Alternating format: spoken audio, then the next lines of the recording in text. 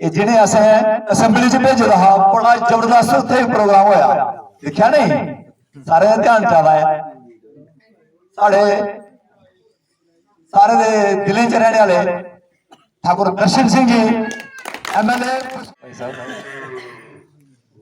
आज जो प्रकृति बंधन का जो कार्यक्रम बाबा सुरगल देव के दरबार में हो रहा है, तो सबसे पहले एक जय घोष हो जाए बाबा सुरगल देव का। बाबा सुरगल देव की, बाबा सुरगल देव की।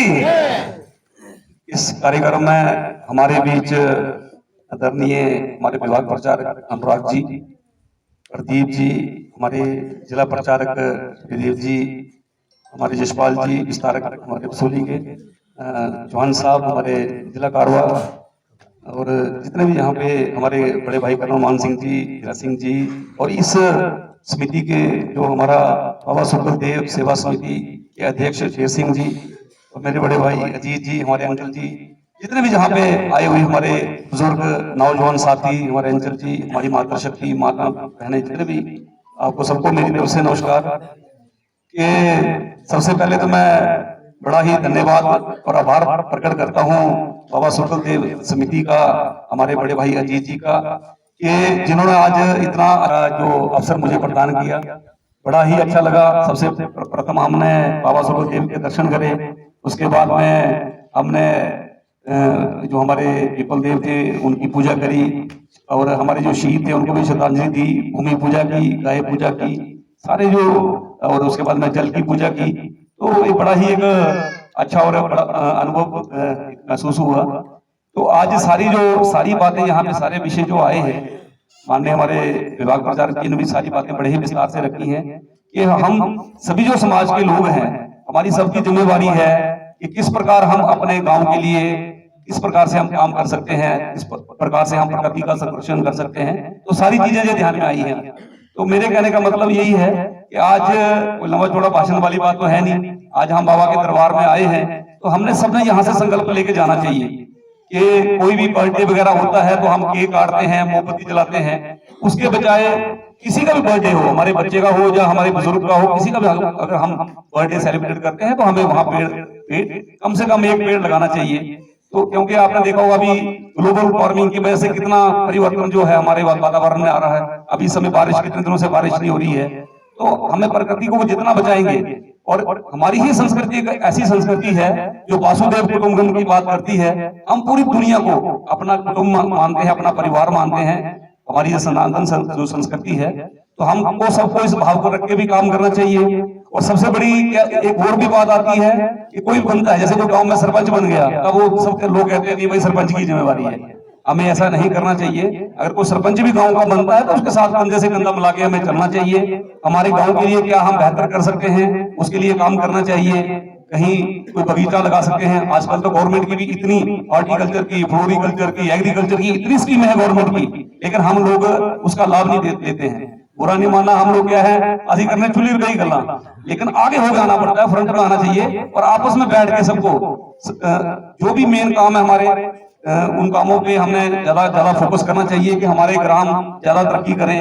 अब जैसे हेल्थ वगैरह का जो यूरिया वगैरह का भी हम खेतों में, क्योंकि हमारी लोगों की थोड़ी थोड़ी जमीन है, तो गाँव ये गायें हमने छोड़ दी है जंगलों में, तो गोबर वगैरह है नहीं, तो हमने ज्यादा से ज्यादा जो हमारा ऑर्गेनिक खेती है उसके ऊपर ध्यान देना चाहिए। क्योंकि हमको बेचते तो है नहीं, हमारी इतनी फसल पंजाब जैसी तो है नहीं कि हमने ज्यादा फसल पैदा करनी है, ज्यादा फसल बेचनी है, अपने खाने का गुजारा ही होता है। तो हम सबको प्रयास करना चाहिए कि गांव में हर घर में गाय हो, उसका जो है गोबर जो है वो अपना प्रगति उसमें काम भी आएगा एक ऑर्गेनिक खेती के टाइम में। और अच्छी फसल, अच्छी जो है सब्जियां हम उगाएं जिसमें हमारे बच्चे भी स्वस्थ रहें, क्योंकि शरीर है तो सब कुछ है। आजकल हम सिर्फ रेडीमेड चीजों पे ज्यादा बढ़ रहे हैं, तो वो भी एक आने वाले समय में, अभी भी आपने देखा होगा नए नए बच्चे हैं तो उनको इतनी वीकनेस है, वो भी पिज्जा बर्गर के पीछे भाग रहे हैं। तो ये चीजें हम लोगों ने ही अपने बच्चों को सिखानी है कि अच्छा खान पान रहे, अच्छी खेती हो और अच्छा हमारे गाँव तरक्की करें।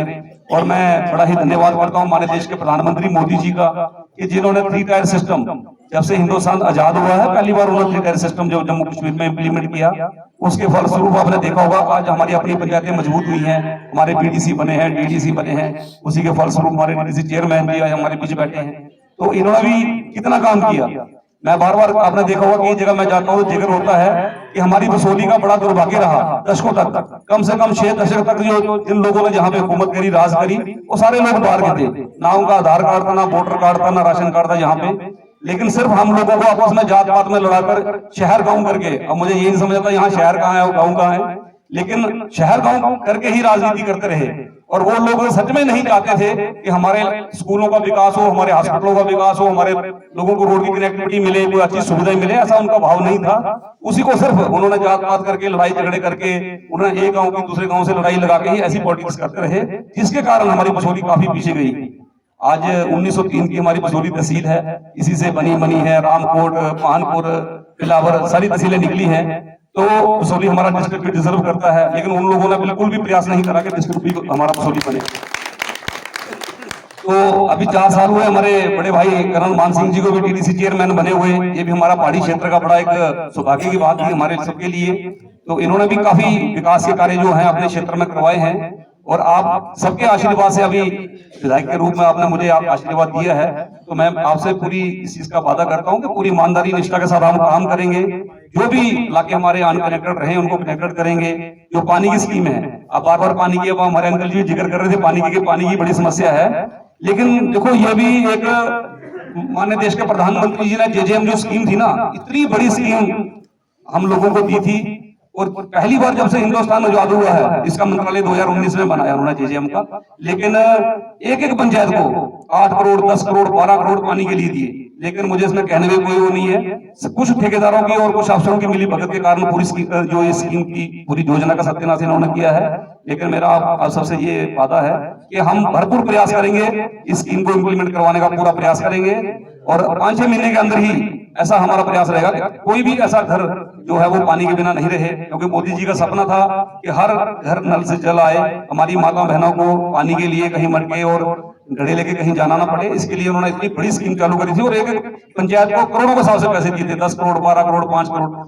तो इस स्कीम को भी हम पूरा इम्प्लीमेंट कराएंगे। बाकी आप सभी आज बाबा जी के दरबार में आए थे, सारी आज बातें हुई हैं। तो आज सब हमारा सबका सिर्फ एक ही मैं आप सबसे निवेदन करूंगा कि आज हमने यहाँ से एक संकल्प लेके जाना है कि जो भी हमारी बोलियां हैं, जो भी हमारे प्रकृति, जो भी हमारा गांव में, अपने अपने गांव में जो भी हमारी चीजें हैं, उनकी हम रक्षा करेंगे, संरक्षण करेंगे और उनके विकास के लिए काम करेंगे मिलजुल कर सब हम। तो आप सभी आज जहाँ पे आए, आप सबका बड़ा बड़ा धन्यवाद। जय हिंद, जय भारत।